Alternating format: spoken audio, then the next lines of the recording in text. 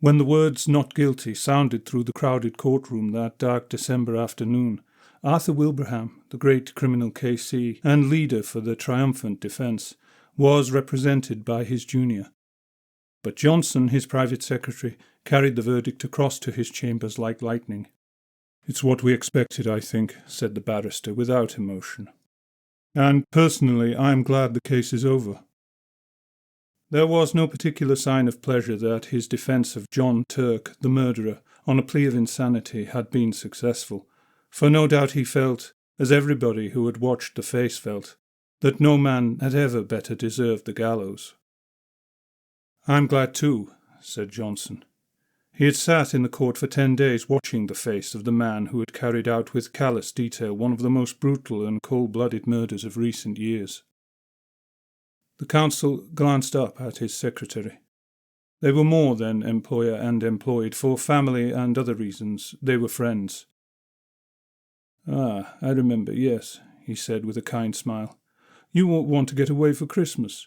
You're going to skate and ski in the Alps, aren't you? If I was your age, I'd come with you." Johnson laughed shortly. He was a young man of 26, with a delicate face like a girl's. "I can catch the morning boat now," he said. "But that's not the reason I'm glad the trial is over. I'm glad it's over because I've seen the last of that man's dreadful face. Positively haunted me. That white skin, with the black hair brushed low over the forehead, is a thing I shall never forget. And the description of the way the dismembered body was crammed and packed with lime into that—" "Don't dwell on it, my dear fellow," interrupted the other, looking at him curiously out of his keen eyes. "Don't think about it. Such pictures have a trick of coming back when one least wants them." He paused a moment. "Now go," he added presently, "and enjoy your holiday. I shall want all your energy for my parliamentary work when you get back. And don't break your neck skiing." Johnson shook hands and took his leave. At the door he turned suddenly. "I knew there was something I wanted to ask you," he said. "Would you mind lending me one of your kit bags? It's too late to get one tonight, and I leave in the morning before the shops are open." "Of course, I'll send Henry over with it to your rooms. You shall have it the moment I get home." "I promise to take great care of it," said Johnson gratefully, delighted to think that within 30 hours he would be nearing the brilliant sunshine of the high Alps in winter. The thought of that criminal court was like an evil dream in his mind. He dined at his club and went on to Bloomsbury, where he occupied the top floor in one of those old, gaunt houses in which the rooms are large and lofty. The floor below his own was vacant and unfurnished, and below that were other lodgers whom he did not know. It was cheerless, and he looked forward heartily to a change. The night was even more cheerless. It was miserable, and few people were about. A cold, sleety rain was driving down the streets before the keenest east wind he had ever felt. It howled dismally among the big, gloomy houses of the great squares, and when he reached his rooms he heard it whistling and shouting over the world of black roofs beyond his windows. In the hall he met his landlady, shading a candle from the draughts with her thin hand. "This come by a man from Mr. Wilbraham's, sir." She pointed to what was evidently the kit bag, and Johnson thanked her and took it upstairs with him. "I shall be going abroad in the morning for 10 days, Mrs. Monks," he said. "I'll leave an address for letters." "And I hope you'll have a Merry Christmas, sir," she said in a raucous, wheezy voice that suggested spirits. "And better weather than this." "I hope so too," replied her lodger, shuddering a little as the wind went roaring down the street outside. When he got upstairs he heard the sleet volleying against the window panes. He put his kettle on to make a cup of hot coffee, and then set about putting a few things in order for his absence. "And now I must pack, such as my packing is," he laughed to himself, and set to work at once. He liked the packing, for it brought the snow mountains so vividly before him, and made him forget the unpleasant scenes of the past 10 days. Besides, it was not elaborate in nature. His friend had lent him the very thing, a stout canvas kit-bag, sack-shaped, with holes round the neck for the brass bar and padlock. It was a bit shapeless, true, and not much to look at, but its capacity was unlimited, and there was no need to pack carefully. He shoved in his waterproof coat, his fur cap and gloves, his skates and climbing boots, his sweaters, snow boots and ear caps. And then on the top of these he piled his woolen shirts and underwear, his thick socks, puttees and knickerbockers. The dress suit came next, in case the hotel people dressed for dinner. And then, thinking of the best way to pack his white shirts, he paused a moment to reflect. That's the worst of these kit bags, he mused vaguely, standing in the centre of the sitting room, where he had come to fetch some string. It was after 10 o'clock. A furious gust of wind rattled the windows as though to hurry him up, and he thought with pity of the poor Londoners whose Christmas would be spent in such a climate, whilst he was skimming over snowy slopes in bright sunshine and dancing in the evening with rosy-cheeked girls. Ah, that reminded him. He must put in his dancing pumps and evening socks. He crossed over from his sitting room to the cupboard on the landing where he kept his linen. And as he did so he heard someone coming up the stairs. He stood still a moment on the landing to listen. It was Mrs. Monk's step, he thought. She must be coming up with the last post. But then the steps ceased suddenly, and he heard no more. They were at least 2 flights down, and he came to the conclusion they were too heavy to be those of his bibulous landlady.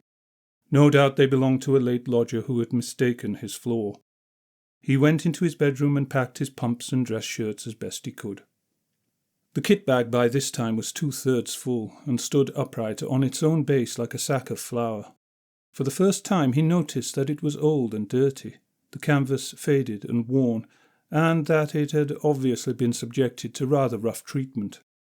It was not a very nice bag to have sent him, certainly not a new one, or one that his chief valued.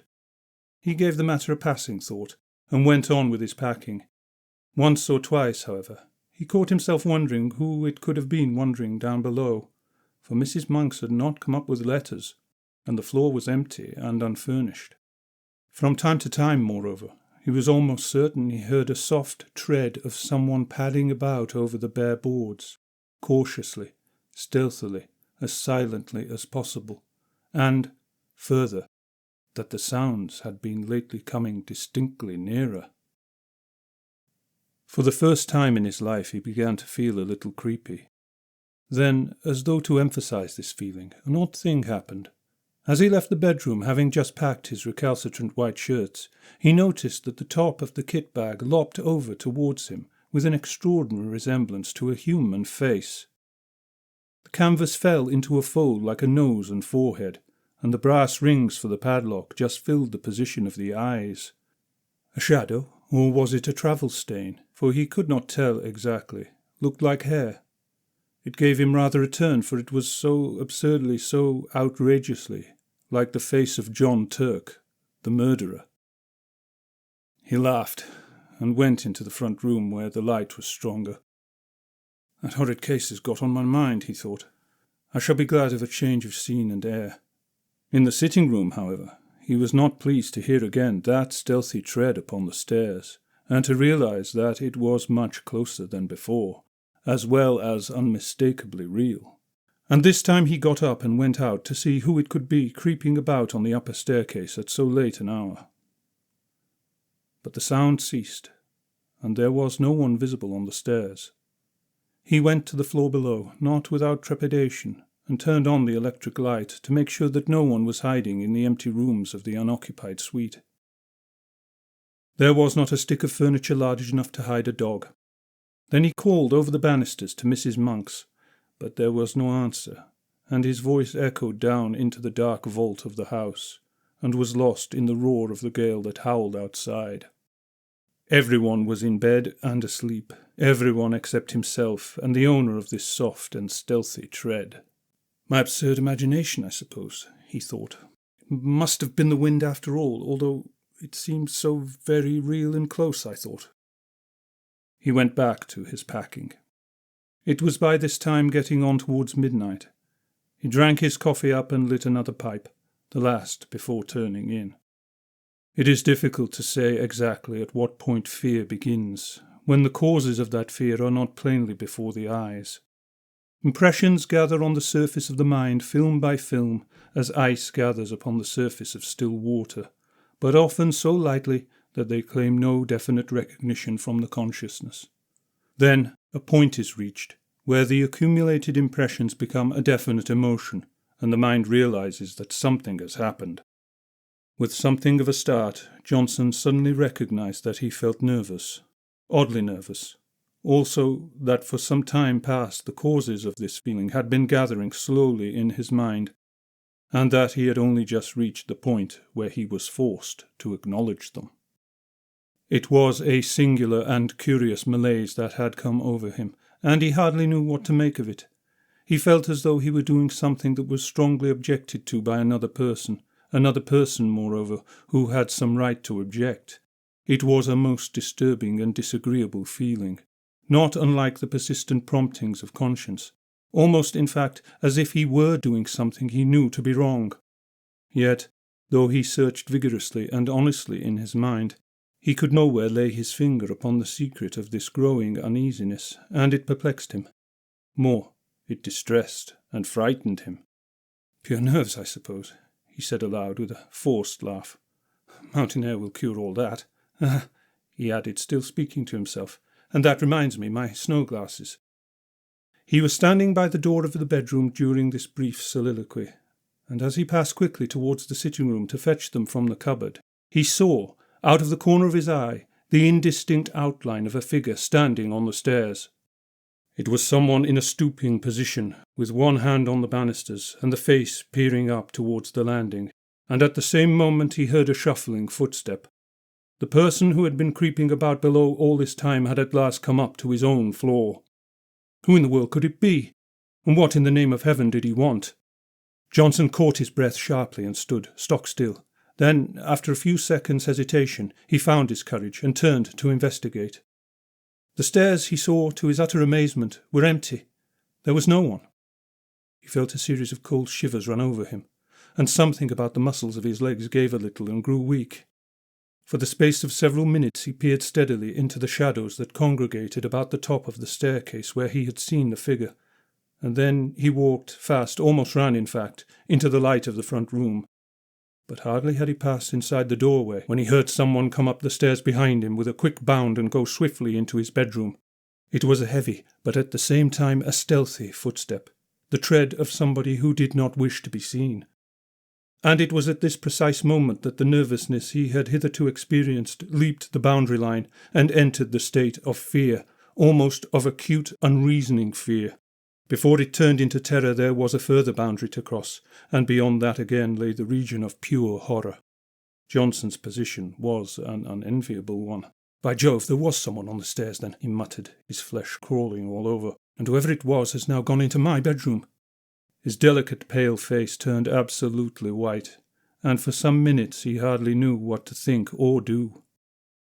Then he realized intuitively that delay only set a premium upon fear, and he crossed the landing boldly and went straight into the other room where, a few seconds before, the steps had disappeared. "Who's there?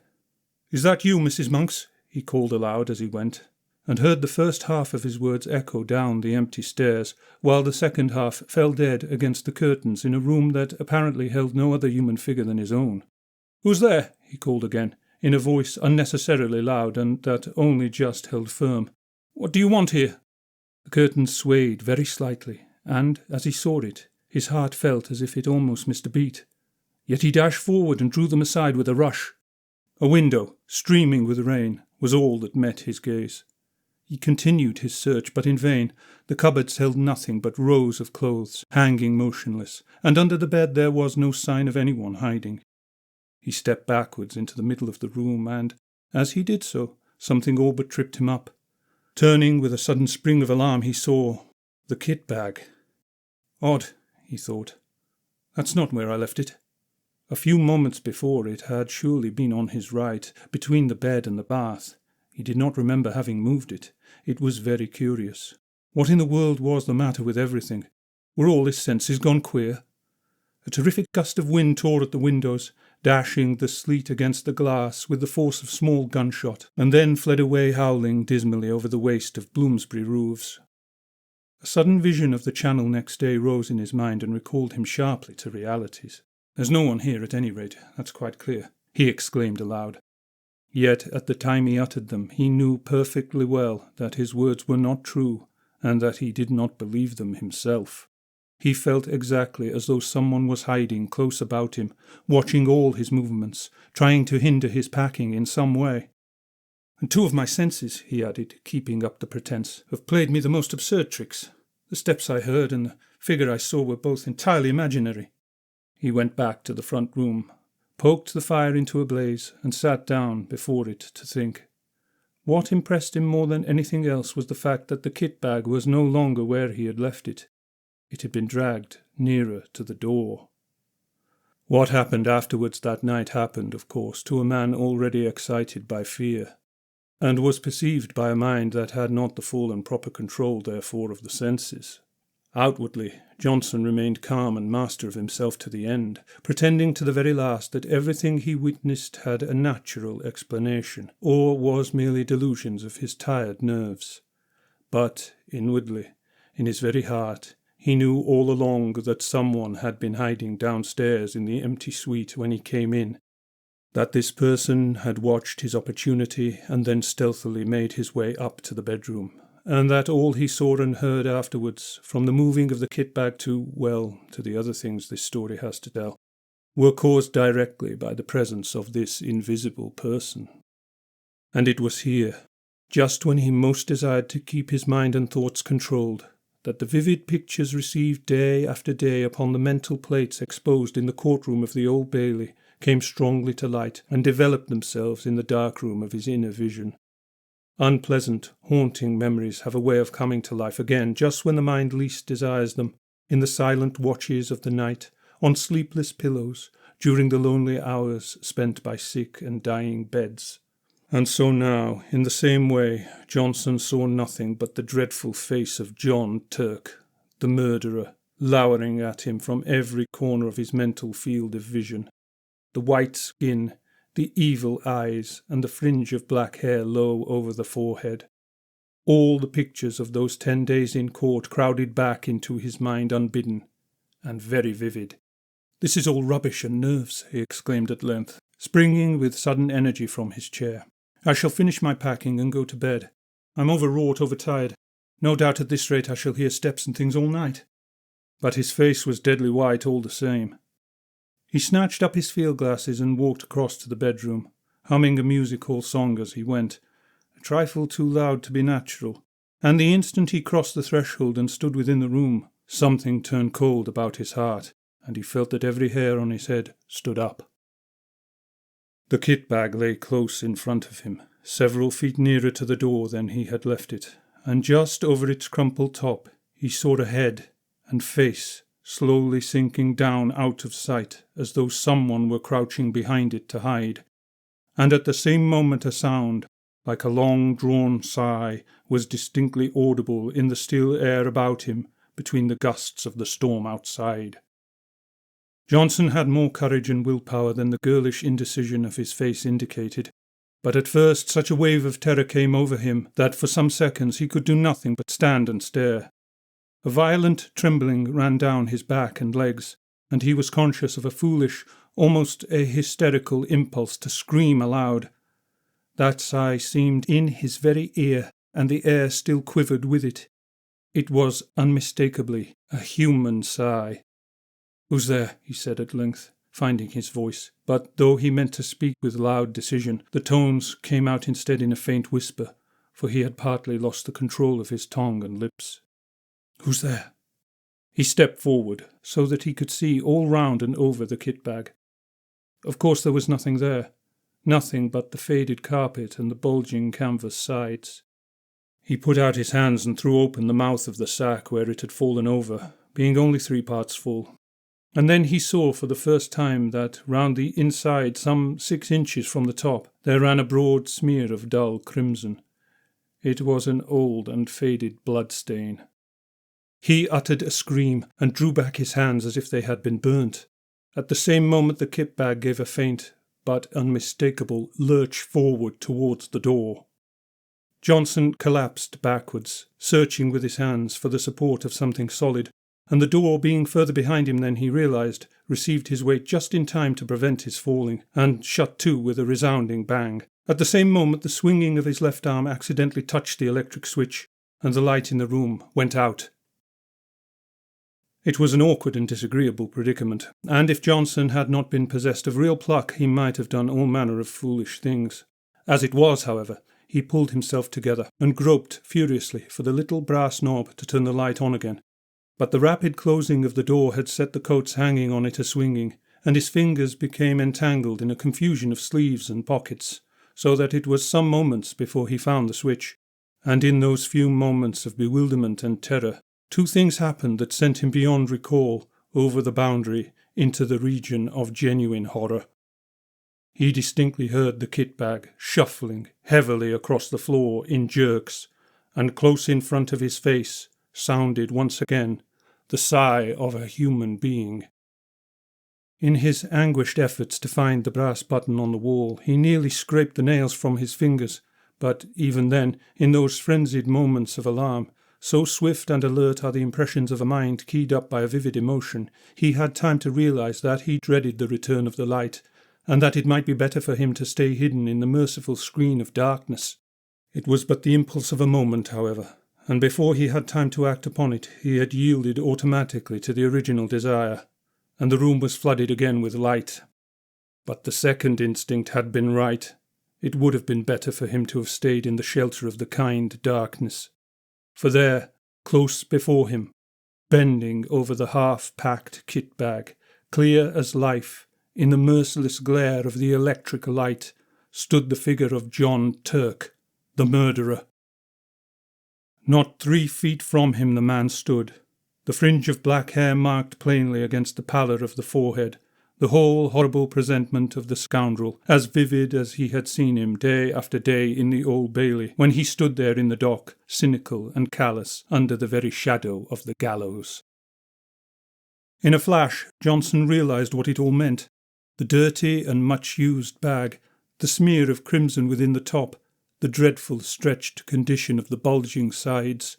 He remembered how the victim's body had been stuffed into a canvas bag for burial, the ghastly, dismembered fragments forced with lime into this very bag, and the bag itself produced as evidence.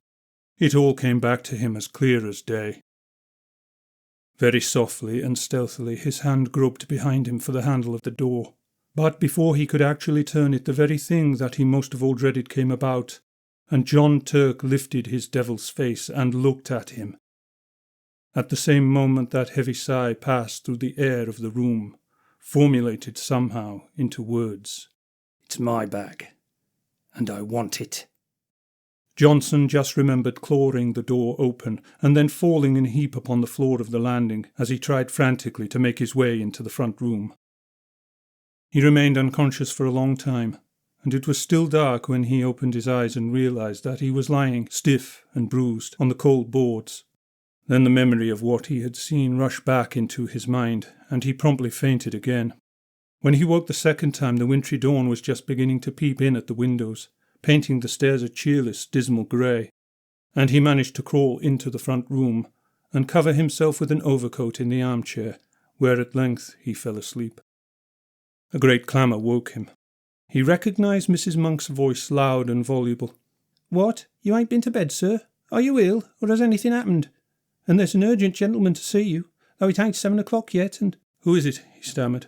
I'm all right, thanks. Fell asleep in my chair, I suppose." "Someone from Mr. Wilbraham's, and he says he ought to see you quick before you go abroad, and I told him—" "Show him up, please, at once," said Johnson, whose head was whirling and his mind was still full of dreadful visions. Mr. Wilbraham's man came in with many apologies, and explained briefly and quickly that an absurd mistake had been made, and that the wrong kit bag had been sent over the night before. Henry somehow got hold of the one that came over from the courtroom, and Mr. Wilbraham only discovered it when he saw his own lying in his room, and asked why it had not gone to you, the man said. "Oh," said Johnson, stupidly. "And he must have brought you the one from the murder case instead, sir, I'm afraid," the man continued, without the ghost of an expression on his face. "The one John Turk packed the dead body in. Mr. Wilbraham's awful upset about it, sir, and told me to come over first thing this morning with the right one, as you were leaving by the boat." He pointed to a clean-looking kit bag on the floor, which he had just brought. "And I was to bring the other one back, sir," he added casually. For some minutes Johnson could not find his voice, At last he pointed in the direction of his bedroom. "Perhaps you would kindly unpack it for me. Just empty the things out onto the floor." The man disappeared into the other room and was gone for 5 minutes. Johnson heard the shifting to and fro of the bag and the rattle of the skates and boots being unpacked. "Thank you, sir," the man said, returning with the bag folded over his arm. "And can I do anything more to help you, sir?" "What is it?" asked Johnson, seeing that he still had something he wished to say. The man shuffled and looked mysterious. "Beg pardon, sir, but knowing your interest in the Turk case, I thought you'd maybe like to know what's happened." "Yes. John Turk killed himself last night with poison immediately on getting his release. And he left a note for Mr. Wilbraham, saying as he'd be much obliged if they'd have him put away, same as the woman he murdered, in the old kit bag." "What time did he do it?" asked Johnson. 10 o'clock last night, sir, the warder says.